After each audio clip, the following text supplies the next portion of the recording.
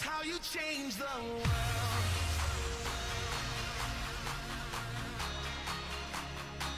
That's how you change the world. Fala galera, beleza? Esse é o canal Dicas de Concurso. Eu vou dar uma continuidade naquilo que eu falei a respeito da globalização e a gente aos poucos vai se aprofundando dentro do assunto. Eu já falei numa aula de História do Brasil sobre as fases do capitalismo, que são, basicamente, capitalismo comercial ou mercantil, que foi a primeira fase com as grandes navegações. A segunda fase foi o capitalismo industrial ou concorrencial. A terceira fase foi o capitalismo financeiro ou monopolista. E a quarta fase é o capitalismo informacional ou cognitivo. Esse é mais recente, galera. Bom, qual é a relação entre as fases do capitalismo e a globalização? É que a globalização ela tem a sua origem com as grandes navegações, com a primeira fase do capitalismo, o capitalismo mercantil ou comercial. Para você entender a lógica desse sistema, desse capitalismo comercial ou mercantilista, imagine que você é um senhor feudal lá na Europa e do alto do seu castelo você vê um grupo de camponeses no seu latifúndio, na sua grande propriedade rural. Você vê um grupo de camponeses trocando uma melancia por uma saca de laranja, trocando 2 abacates por um abacaxi, ou seja, um comércio, uma feira. E esses comerciantes vão ser chamados de burgueses. Aí surge a burguesia, que são realmente os comerciantes. Beleza. Esse comércio começa a se expandir. Um feudo vai negociar contra o feudo. Em determinado momento, o senhor feudal vai criar uma moeda, vai cunhar a moeda com seu brasão e vai haver o câmbio, a troca de moedas. E essa coisa começa a se desenvolver cada vez mais e mais e mais. Até, por exemplo, na historiografia oficial se fala que Portugal descobriu o Brasil porque estava buscando uma nova rota para as Índias. Portugal queria fazer esse comércio com as Índias. Então, na busca desse mercado lá nas Índias, se fala pela historiografia que Portugal descobriu o Brasil acidentalmente. Particularmente, eu não acredito nesse acidente. Eu acredito até pelo Tratado de Tordesilhas em 1494 que já havia intencionalidade e isso foi feito com propósito. Mas pela história oficial, isso foi um acidente. Okay? Isso para a gente entender a lógica de que o Brasil surgiu da busca de Portugal em fazer comércio com as Índias. E então é isso, a globalização tem sua origem, ok? O comércio, o mercado passa a ser global com as grandes navegações. Não existiam produtos industrializados nessa época, era a busca por metais preciosos, cravo, canela, os próprios portugueses extraíam do Brasil o pau-brasil. Então essa é a lógica da primeira fase do capitalismo, o capitalismo mercantil ou comercial. A segunda fase do capitalismo é o capitalismo industrial ou concorrencial. Aí nós já entramos na era das máquinas, ok? Já há uma mudança na parte técnica, ok? Do processo do comércio. Então, por exemplo, o que nós temos? Nós temos a adequação do artesão ou a substituição do artesão. Se eu quero um sapato, um calçado naquela época, antes da industrialização, eu iria até um artesão. Eu iria até um cara que faz o produto manual, aquilo que se chama manufatura, com as mãos. Se eu quisesse um calçado antes da industrialização, eu iria até um artesão. Esse artesão ele tiraria a medida do meu pé, ok? Ele iria cortar um couro de algum animal, ele iria costurar, ele iria colar, ele iria fazer os acabamentos e depois me entregaria esse produto acabado. Ou seja, uma pessoa faria todo o trabalho do início ao fim, é o artesão. Com a industrialização, isso acaba. Porque na industrialização ocorre a divisão do trabalho. Eu não vou precisar mais de um artesão que faça todo o processo produtivo. Eu vou colocar agora um cara só para cortar, outro só para colar, outro só para costurar. Você entende? E se eu fizer uma produção em massa, ou seja, se eu produzir muito, eu vou colocar várias pessoas só para cortarem, várias outras pessoas só para colarem e várias outras pessoas só para costurarem. Com isso, eu não preciso de um cara sinistrão, um cara muito bom, que eu precise pagar caro. Eu posso colocar uma pessoa que seja facilmente substituível. E aí entra a questão da super especialização. Porque o cara não precisa pensar muito, ele só precisa cortar. O cara não precisa pensar muito, ele só precisa costurar. o outro lá só precisa colar, só vai fazer isso o dia inteiro. Então isso entra a divisão do trabalho com a industrialização. Com a industrialização, as empresas, as indústrias vão se colocar, vão se deslocar mais para próximo dos pontos de extração das matérias-primas, certo? Então, nessa época, a ótica não era voltado para o consumidor, para os clientes. Okay? A ótica da produção era voltado para dentro das empresas. Eu vou produzir o máximo que eu puder. Ford ele tinha até uma frase emblemática onde ele diz: eu faço um carro de qualquer cor, desde que seja preto. Né? Porque naquela época não se preocupava muito com aquilo que o cliente queria. Se preocupava em produzir. Então surge a concorrência entre as empresas, certo? Então essa fase é chamada de capitalismo industrial ou concorrencial. Começa a surgir a competição muito forte também entre as empresas. A terceira fase é logo após a Segunda Guerra Mundial, que é o capitalismo financeiro ou monopolista. Numa visão marxista, o capitalismo financeiro ou monopolista, ele assume, né, o seu nível mais perverso, isso numa ótica marxista. Bom, galera, o que ocorre nessa fase do capitalismo financeiro ou monopolista? Olha o nome, monopólio. Surge justamente o monopólio, onde uma empresa vai dominar o mercado. Surgem os oligopólios, onde várias empresas vão formar uma espécie de cartel, ok, para dominar o mercado. Esse é o capitalismo financeiro ou monopolista.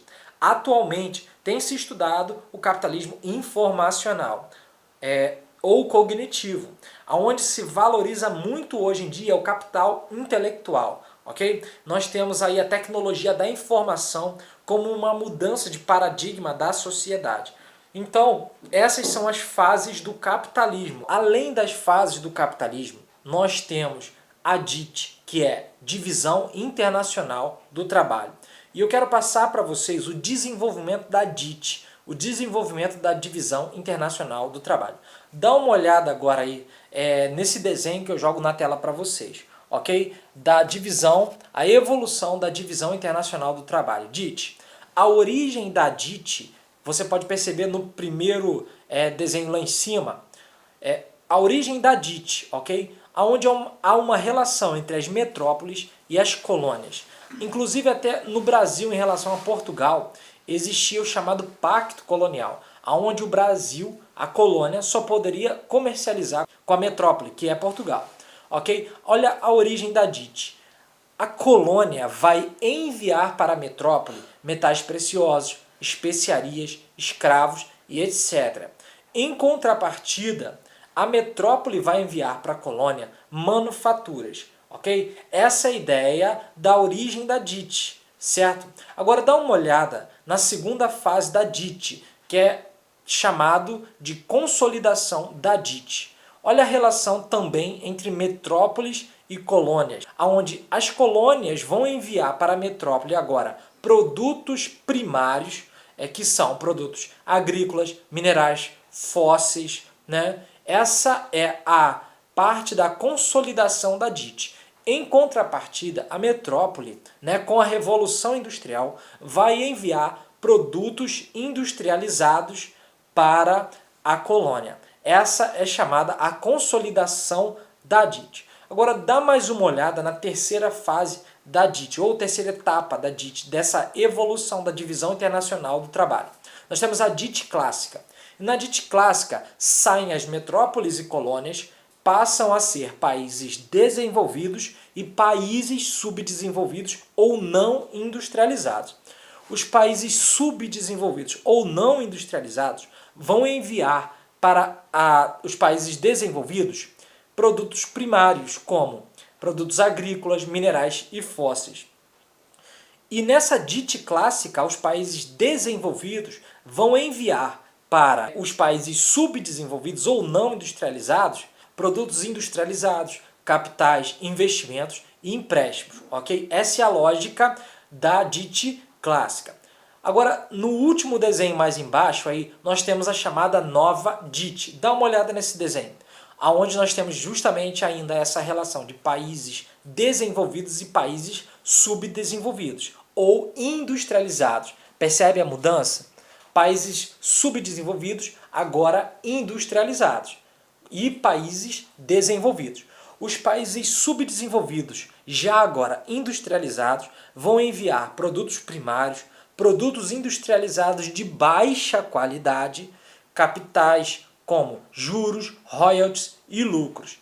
Em contrapartida, na nova DIT, os países desenvolvidos, eles vão enviar para os países subdesenvolvidos produtos industrializados, em geral de tecnologia de qualidade superior, e vão enviar também capitais como empréstimos, investimentos produtivos e especulativos, tecnologia.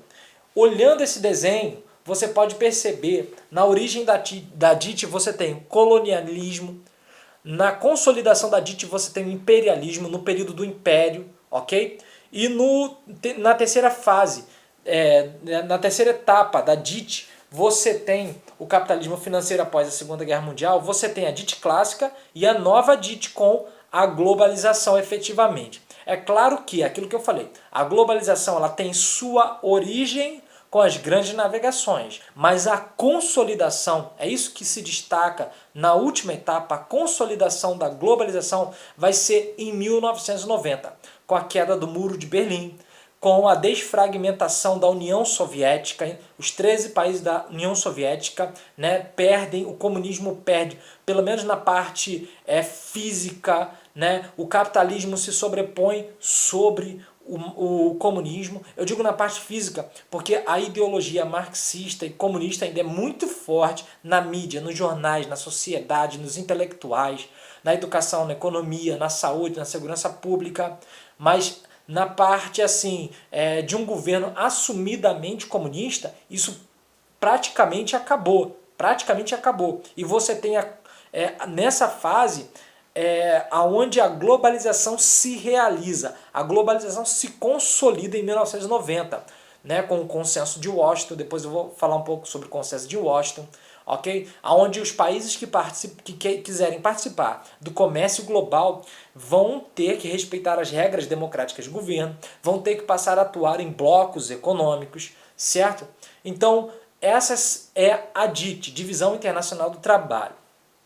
Falando com vocês ainda sobre globalização, nós temos alguns pressupostos da globalização. São 3 os pressupostos da globalização. O pressuposto territorial, político e técnico. Os 3 pressupostos da globalização. Quando eu falo de pressuposto territorial, significa que a globalização ela passa a ser agora em escala global. Ok? A globalização passa a ser em escala global. Essa é a ideia do pressuposto territorial.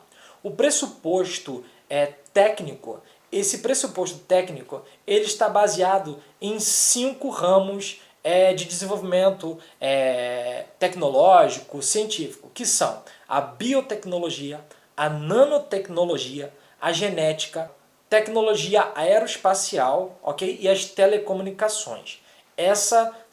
São braços do pressuposto técnico. Uma outra questão é o pressuposto político, onde qual é a lógica do mercado? Com a industrialização, nós tivemos muitos ajustes a respeito de como conduzir o mercado, porque houve uma mudança enorme com a industrialização. Imagine que um navio levava de 45 a 60 dias para vir da Europa de Portugal para o Brasil. Com uma máquina a vapor, ok? Com um navio movido a vapor, com as máquinas, esse tempo diminui de forma extraordinária. Um espetacular aceleramento nos transportes, nas comunicações, no desenvolvimento tecnológico. Ok? Então muda. Então a coisa tem que se ajustar. O mercado tem que se ajustar com a industrialização.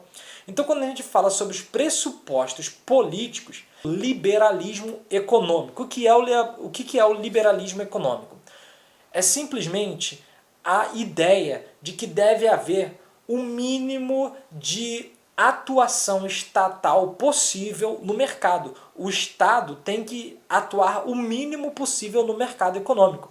Adam Smith, um grande estudioso economista, vai dizer que existe uma mão invisível que autorregula o mercado, que o mercado ele se autorregula, ok? A ideia do liberalismo é deixar o comércio andar solto de forma que ele mesmo se autorregule. Liberalismo econômico é isso.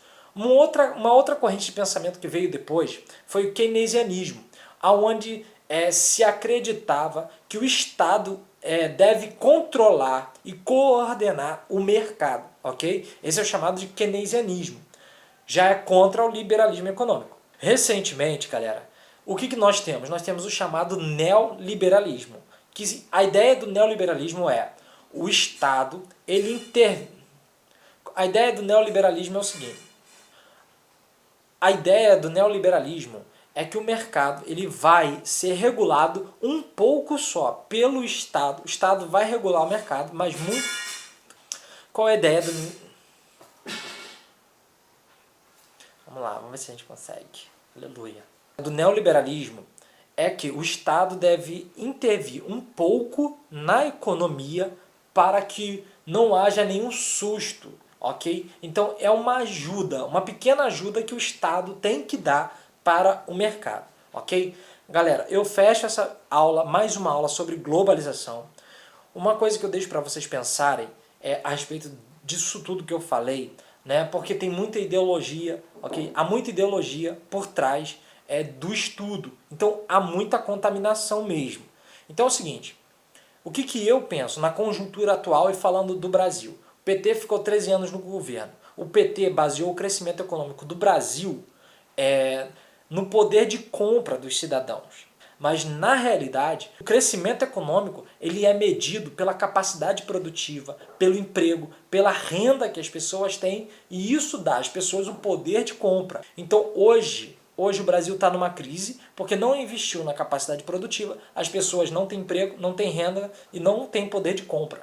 E, nesse aspecto, eu deixo uma frase de Peter Drucker, onde ele diz que não existem países subdesenvolvidos nem desenvolvidos. O que existe são países bem administrados e países mal administrados. No Brasil isso tem a péssima mania de passar para os outros, na parte econômica, né, você tem a péssima mania de culpar os outros pela nossa incompetência. Então o Brasil é extremamente corrupto, né, e fora as outras coisas. Dá uma pesquisada na internet, no Google, sobre DIT, sobre as fases do capitalismo, sobre os pressupostos da globalização, ok? Um forte abraço, galera. Até o próximo vídeo. Valeu, galera.